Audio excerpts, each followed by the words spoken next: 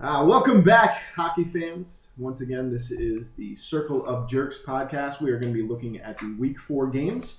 I am Pete R. Across the table, once again, is Jer Bonaire. Cannonball Kurt is to my right, your left. And the Bob is right now attending Jump Rope for Heart Survivor Edition in Saskatchewan, Canada.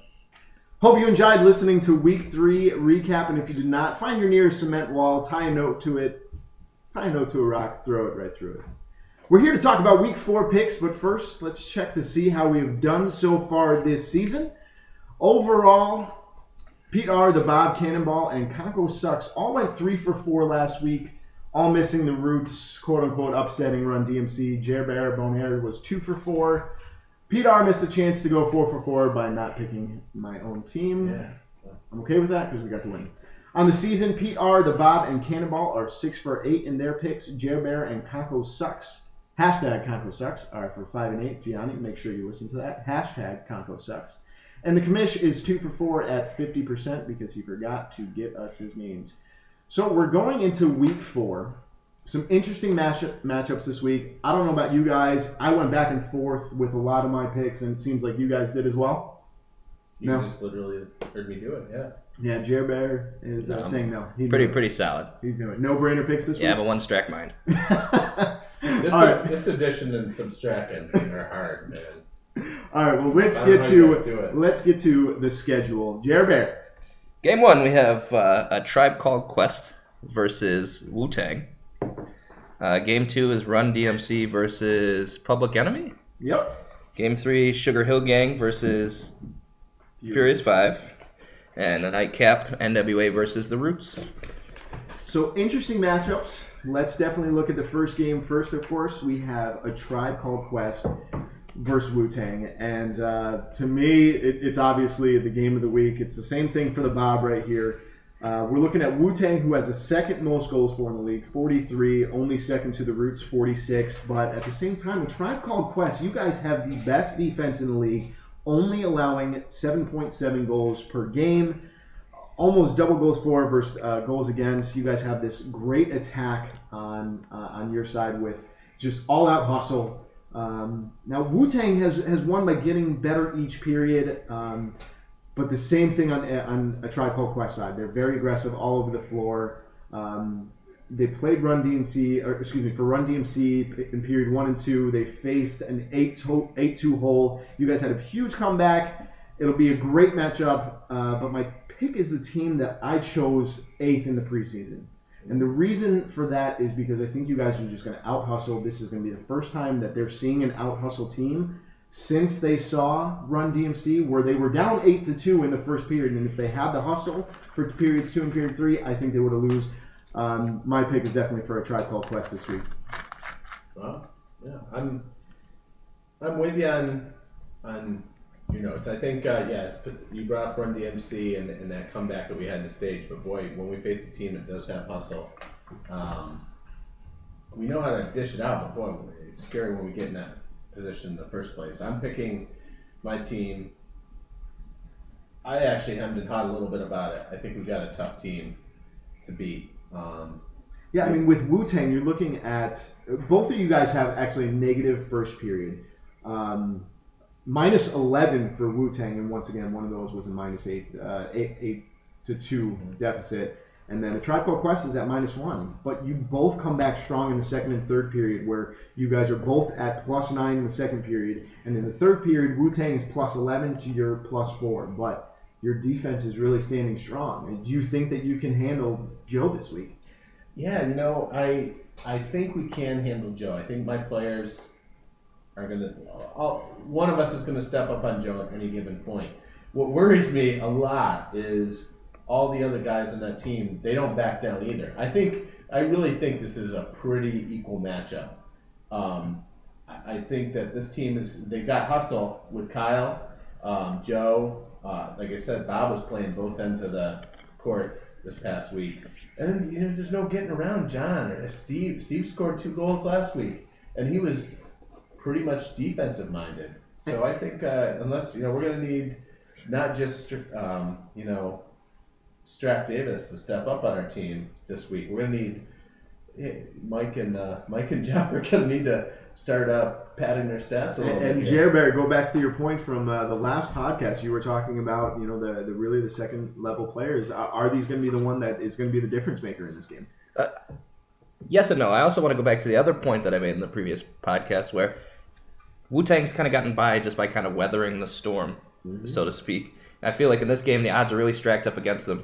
You have a team that's not going to get tired. They're going to pour pressure on, and they're going to continue to pour pressure on, and it's almost going to be like a role reversal, where it's going to be really weird for them, where they're going to be the tired one. And we're going to strap them like a hurricane. Yeah, and talking to John, he's worried. He's even told me, John Chatterton is a good friend, and he told me that he's really worried that they've kind of gotten by the past 2 weeks where teams have gotten tired on them, and there's going to be a week where they're not going to have that luxury. And with this team, you have Mike and Jeff and Pat and the daddy strack will make you want to jump. Those guys are just they're gonna pour it on, and they don't stop, and they get a lot of cleanup goals, and I feel like it's a long night for the Wu-Tang Clan, and that's why I'm going with the Tribe Called Quest. And I think it's really exciting for us because out of the picks, it's 3 versus 3. I have a Tribe Called Quest. Jer Bear and Cannonball both have a Tribe Called Quest. But then the 3 guys that aren't here, the Bob, Conco Sucks, and John Scotterton is all 3 picking Wu-Tang. So we're all very conflicted. The 3 guys here obviously are picking the winner. A Tribe Called Quest is going to go on, take the only undefeated team after this game. It's going to be exciting. It's going to be a great game. This is the Bob's pick of the week. I mean, is this your guys? I think this is. I think it's a pretty. I'm looking at the matchup, and it seems so even that it's a tight one. Yeah, should be a lot of fun. No, it's not yours. Not my pick of the week. Not your pick of the week. All right, we're excited to get to that. So that's the 6:30 game. We're definitely split down the board between our decisive picks this week. So let's get into the 7:30 matchup. We have Run DMC and Public Enemy. Now, when we're looking at this game, I had a tough call here because Public Enemy, I think, matches up against Run DMC pretty well, simply because Run DMC has not played a lot of great defense. If you shut down Zach, hypothetically speaking, I don't know if you can ever really shut down Zach, but the biggest differentiator for me is really going to be the passing game for Run DMC. I think Bill is going to be great on the first shot. We'll stop most of them, but this team is going to be great. This team is obviously great side-to-side action. They had 10 assists on 12 goals last week. That could really tire Bill down, and we know that he ultimately gets to his knees, and he might get there sooner than he actually wants to. But on the other hand, if Run DMC cannot increase the defense, I see Tim and Chris just having huge weeks. Ramsey needs help blocking shots, which they're not getting right now, but I don't see Zach losing 3 straight. To start off the year, my pick is definitely Run DMC over Public Enemy. I'm going to agree with you there. I'm also going to pick Run DMC, but it's a little bit closer than I think it's going to be because you're talking about on the Run DMC side, you have a goalie that's getting lower save percentages, and you've seen what Public Enemy can do to goalies that have lower numbers. They can put up big numbers on their end. With that being said, they need to change something. And I think what they need to do is they need to move Enright back from that point and move him onto a wing and put Tim Anderson at the point. Because where Enright excels is not with him controlling the play. So if he's running the point, he's trying to control the play. He needs to have Tim Anderson taking that point, running the puck because he has the puck skill and hands to do it, to find Enright on that open wing for that shot that Enright loves. And I feel like that they kind of switch to something like that, they might see some success in it. With that being said, though, looking at the numbers and the assists on the goals that Run DMC put up last week, it's just a preview of what's to come. When they're there and everybody's there, it's just offensively going to be scary. I don't know that Public Enemy, it's going to be a shootout, but I don't know that Public Enemy is going to be able to weather the amount of goals. Now to the point about Enright moving up to the wing, this has been a question that I've heard actually a lot this season. Is Enright just doing too much? Is he the one? Should he be playing back? Should he be moving up? I mean, what do you think, Kurt? Do you think that Enright's playing the right position right now? Is that the reason that they're losing? I've seen a lot of Enright trying to, he's doing the go it alone thing a lot. And what I'm looking, but he's got Matt and Chris, who are both proven. They both proven. Matt's got a laser shot, and Chris is always in there scooping up rebounds. You know, Had a great year. I feel like he's in Great the year. same spot every time, and he gets them, much like D'Angelo does. And then Tim just had a rare week last week where he just didn't get much. I think he admitted he's getting a little bit winded. I bet he's cross training all week this week. That said, I still got to give it to Run DMC. I feel like the Zach Bryan JJ thing is a powerful. I like that play of the week last week. I think that is just a powerful tool. I think Ramsey's going to have a better week. He did have a great week. Remember his breakout week? I think it was on week 1. Mm-hmm. And I can't see Chris really. Chris Magic out. I can't see him really being ineffectual like he was this past week. I just feel like he might have had an off week or something, but I've seen better out of him, and I'm thinking Run DMC is going to bring it this week. So. Well, very interesting. I mean, so it sounds like more people are definitely pushing. I'm actually against Chris moving up. Anderson, and I've talked about this multiple times, and he's also said it himself. I mean, you're saying that he's trying to do CrossFit just to get himself ready for this week, but I think he's going to get tired out. It's one of the reasons that I hate to play point because it tires me out faster, and that's why I always enjoyed last spring because John and I kind of switched back and forth, and he could either shoot down a puck and I get the rebound. Where Chris is a guy that's just not going to calm down. I mean, he's a guy that's he's never going to last. But heck, they've lost the last 2 games. So they need to change something. So maybe that is what they need to do, and he just needs to be able to hustle back and forth to get back on defense. Now, interesting enough, we have 5 Run DMCs, 1 Public Enemy, and the Public Enemy is the bomb. I think the defense of Run DMC gives Public Enemy the chance to open up their scoring, which I do agree with. On the flip side, Public Enemy has strong goaltending and the defensive talent to top to bottom to keep Brian, JJ, Chris, and Rob from getting open looks or second chances. Zach will get his, but the rest of the team will probably get shut down. So we got 5 Run DMC, 1 Public Enemy. I mean, do they have a chance? Like I said, it's going to be a shootout. I feel like it's going to be a shootout. Everybody has a chance in this league. I don't think that there's usually, like, for the most part, any game where a team's going to be heavily favored to the point where you don't think the other team has a chance to win it. I mean, even in the games that everybody picks the other team. For example, last week the Roots won it and everybody looked like suckers. I looked like a sucker too. Yeah, There's something to be said about games. Both these teams are on a losing streak. One of them knows they're walking away with the win. True. I feel like they're both pouring on extra steam. To kind of counteract what the Bob was saying, though, where he thinks that Public Enemy has the defense to kind of shut down Run DMC, the issue is they've had trouble scoring in the past. So when they come into this game, they're not going to focus on defense. They're going to focus on trying to put up numbers, especially against, a goalie like Ramsey coming off of a week like he had last week. So I feel like that's not going to be the priority there. Well, it should be. I feel like the egos of the players on that team, they're like, oh, well, we need to put up numbers, and that's what they're going to come out and try to do. Back to the Enright playing up thing, I feel like it's less of a liability for him playing up because he has the hustle to get back if they get caught. Whereas if Tim Anderson's getting gassed and you're playing him up, he's going to get caught up there, Jeremy Boehner style. So the Jeremy Boehner. I see Ramsey having a good week this week. Let's see what happens. Yeah, it's going to be a great game. I'm really excited to be in it. I'm hoping I can ref that game. But once again, as Jeremy was saying, it's going to be a shootout. So let's get to the next matchup, the 8:30 game. We have Furious 5 and the Sugar Hill Gang. This is going to be a shootout. I mean, the unfortunate part is obviously Gaffey is once again does not have his priorities in order, and he's missing again. He's missing again for the what is this? Is this the second straight week? Second straight week. Second straight. I think he's in Brunei. He's taking his job way too seriously. Yeah. What's more important? He needs to tell his boss what's what. Yeah, his boss needs to be able to come to this event and understand the greatness of this.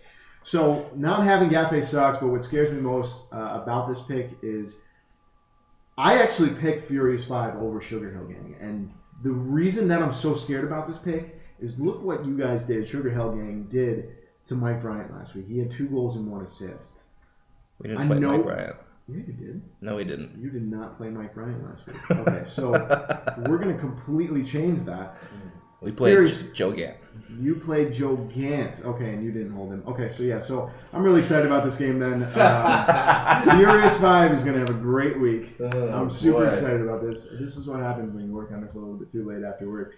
I I know they're gonna. I feel like Sugar Hill Gang is going to have a great week. They're going to score double digits this week, but I'm seeing at least 7 from Paul, hopefully 5 from Jesse to get into the double digits as well. I think it's a long shot, but I'm going to go for it. I'm going to go with Furious 5. And Jeremy, tell me why I'm wrong.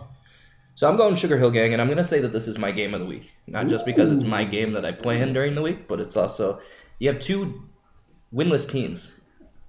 So anytime you have 2 winless teams, especially 2 teams with guys that aren't used to being winless, you have Gianni, who's ultra competitive. You have Paul, who's maybe the most competitive person I've ever seen. Mm-hmm. You have Dave King coming off a championship season. You got these guys that they don't want to lose. Jesse's competitive. Tim Scott's been to the championship a couple times. It's going to be a battle of who wants it more. With that being said, defense on the Furious 5 side hasn't really impressed me at all. We played against Wu-Tang this past week, who probably has arguably one of the better defenses in the league. They have the pieces there, and we were able to score and kind of hang in that game up until the third period for the most part, keep it close. I don't see that the Furious 5 plays defense to the caliber that Wu-Tang plays. I think one of the things though is that you're talking about defense. They're actually the third lowest in the league at 4th. So they're tied for 4th with 33 goals against in the league. However, in the first period, they're the best. Only 5 goals against in the first period, but they're going to need to score more. This team is not gelling completely, which is, I think, one of the biggest reasons that scared me about this pick. But to me, I think it is a long shot because I see Sugar Hill Gang. They're ready to win. Obviously, Gianni's ready to just kind of blow up. You're ready to have another great game, Jeremy. But is this the week that Furious 5 kind of gets over the hump and gets back to their winning ways of last season? I'm going to say no. I'm I hemmed and hawed on this one. And once again, I think if Furious 5 had Gaffey there this week, I would almost have to just say it's a hands down lock because I know what Gaffey brings to the team. But watching Sugar Hill last week and reffing that game and seeing you guys up close, I mean, I don't see Kevin Baldwin, Kevin Parker blanking this week. Dave King, I thought, was huge for your team in terms of his hustle, and I think you guys are going to take it. I think Steve's you guys gotta prop him up, yeah. And I think he could be there. He's got to get a little better with his freezes. And drop down. He admitted he's like, I'm older. I can't get down as fast as I should, and I think he was visibly shaken a few times in this last week's game. Well, 73 shots will do that. Yeah, exactly. Yeah, I commend any goalie that plays behind me because that seems to be a trend. Is that you're gonna take shots. So well, it depends what you ate before the game too. So but I'm gonna give it to you guys, Jeremy. I think Sugar Hill Gang's gonna pull this out. I think Gianni. I didn't really see him doing much last week, but the stats showed otherwise. He was your lead scorer, but I just say he was getting frustrated. Boy, he's right up there with Paul in terms of not wanting to lose. Yeah, so. and like I said, I mean, overall for their offense, I don't see them as being a fast-paced team like something like Wu-Tang put against us, and some what the hell's the Roots did to us the week before. So I feel like that playing into our hands a little bit better, kind of benefits us that. And in the rumor mill, there's also a rumor that Steve is not going to be here this week. I think I overheard him saying that, so I'm not sure if that's true or who the potential goalie sub is. Going to do it for you. Yeah, Mike Furlano's going to sub in again. Furlano has played net in pickup games. So. Really? Oh, he is. So we have 4 Sugar Hill Gang. That's Jer Bear, Cannonball Kurt, hashtag Conco Sucks, John Scotterton. The Bob is with me on this one. Furious 5. He says Sugar Hill Gang has been getting worn down and can't stick to their game plan for 3 full periods. Paul and Jesse both left to possess the pucks, but ultimately he has Furious 5 going. So it's going to be 2 versus 4 this week. Picks are a lot different than last week. We're definitely mixing around, but I do see this as a very exciting game. And one of these 2 teams will walk away with 2 points, which is exciting because both of them are winless. And we're just becoming a more competitive league this year. So that's the 8:30 game. Let's get to the final game of the night. The Roots in back-to-back final games. We're looking at NWA versus the Roots. Now, when we're looking at it, 2 picks have gone to the Roots, 4 picks have gone to NWA. The Bob says we got a great matchup here. Both teams on 2-game winning streaks. We have the Roots scoring at an unprecedented pace, 15.3 goals per game. NWA has allowed the second fewest goals. And if you take out week 1, which was once again one of Conco's worst of his career, they've actually only allowed 7 goals on average over the past 2 weeks. Now, he says that they can't slow down the Roots right now. He doesn't know if NWA has figured out how to score enough to keep up with them. The Bob's pick is the Roots. What are your guys' thoughts of the game? Jeremy? I'm going NWA. Kudos to the win last week. It definitely was unexpected, came out of nowhere. I don't see Conco giving you 10 goals. With that being said, obviously Austin, as far as we know, is back. He's going to play a big factor in that as well. But NWA has a lot of good defensive players. You got people that are going to frustrate you, and they're going to wear down on you offensively. And I just don't think the defense is there for the Roots yet to kind of. It's going to be a low-scoring game, I feel. Obviously, NWA hasn't really been putting up big numbers, but everybody on the team is contributing. And that's the thing. With the Roots, you got some guys, everybody's getting points, but they're not really contributing like the full team effort that you're getting from NWA. And I think Conco comes up huge, Kenton has an off night, and NWA takes it. I feel I'm with the Roots on this one because I think if Andy's there and Austin's there, I think they have contributed. I think Andy had 6 goals one night, didn't he? Yep. The one that he played. This is one showing so far this season. 6 goals. They also scored 20. What? They scored 20 goals that night. Well, yeah. Someone had to get it. So Singh is a third of them. There you go. Ian Smith had 2 last night. So, they are contributing. Pete throws in a couple every now and then. And, Austin's already proven he's got the hands to do it. So I think the Roots are going to, if Kenton can hold strong, I think, I don't know I forget what his save percentage was this past week. It was 73. Yeah, it wasn't great, but you guys won the game. I agree with Jeremy though. You're not putting up 10 goals against Conco unless you get first week Conco. If you get, this past week Conco, that's not going to happen. That stated. You're right. That defense on NWA is scary. That gave me thoughts. I hemmed and hawed about this one too.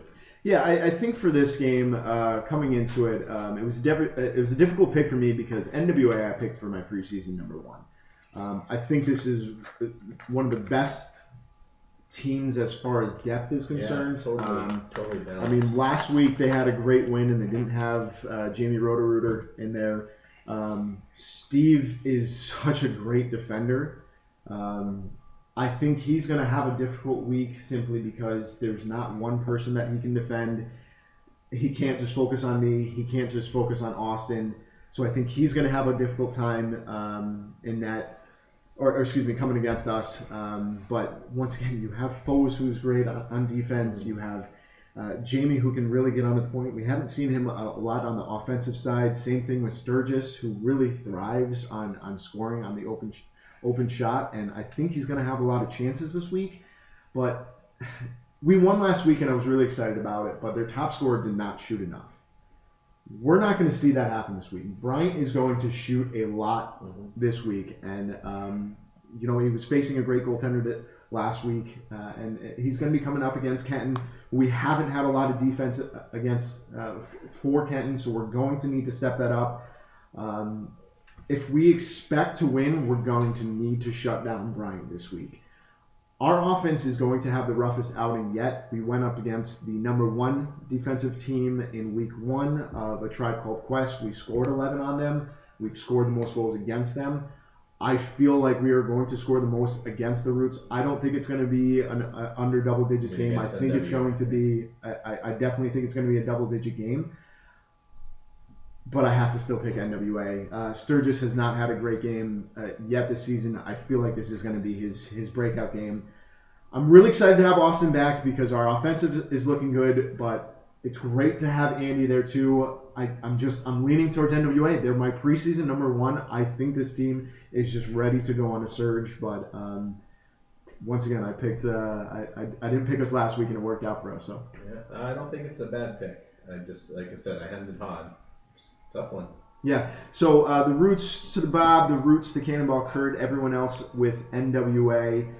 Should be an intense week. It wasn't just kind of the mainstream picks as we had last week. So I'm excited about it. It's starting off, and we're coming down to the end of things. So of course we're going to get to the questions. So the question for this week, and once I flip my papers over, is: if you could choose an imaginary friend in this league, who would it be and why? So they're not imaginary people, though. You got meta on us here. They're real if people. If you could choose an imaginary friend. If we had a real person that was our imaginary friend? Yeah. Who would it be and why? Well, I've got an imaginary friend on my team, John the Ghost Strachan. I think he's on my team. I've never actually seen him. I see a puck flying out of midair sometimes. No, let me think about it a minute. Jeremy, who's going to be for you? Do they have to be in this season, or can they be from any season? No, be in this season. This season, okay. Who are you going to pick if it wasn't this season? I don't know. There's so many good ones. Probably Tom Scotcha. For those who don't know, Tom Scotcha he never actually played in the league. So this was a season where there was a bunch of 40-year-old guys that signed up before the season even started.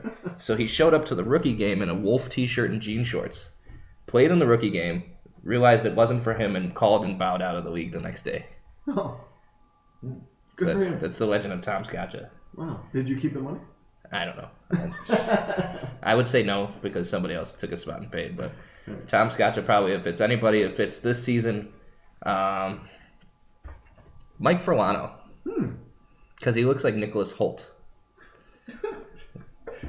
I love your rationale. I mean, I think only Conco gets more, extrapolates out further than you do, Jeremy. I'm going to go with an imaginary friend who actually really does function as a real imaginary friend for me, and that's Mike Bryant, because I always hear him on my shoulder.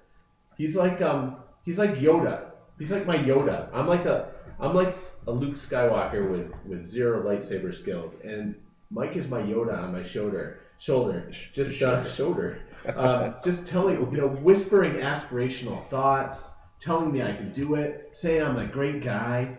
And just that, making me feel good about myself. And that's the kind of imaginary friend a guy like me needs. The monkey on your strack. The monkey on my strack. Nice. I strapped him right on, and I carry him around everywhere. Well, both great picks. I actually have to go with Pete Skidmore. We've got the same name. I actually really enjoy his beard. I think his beard is actually catching up to Paul as well. And he's just got this beautiful name, and he always comes over, and he's always just so nice. And I really need a nice person in my life. Dealing with all you guys. And he's got to have interesting stories. I mean, he shot himself, so. That was one of my favorite rebuttals on Facebook, and we've had a lot of great rebuttals on Facebook. Yeah. I'm shocked that you didn't pick Ian.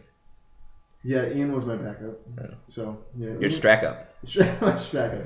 He's my real friend. Ian and I go way back. Yeah.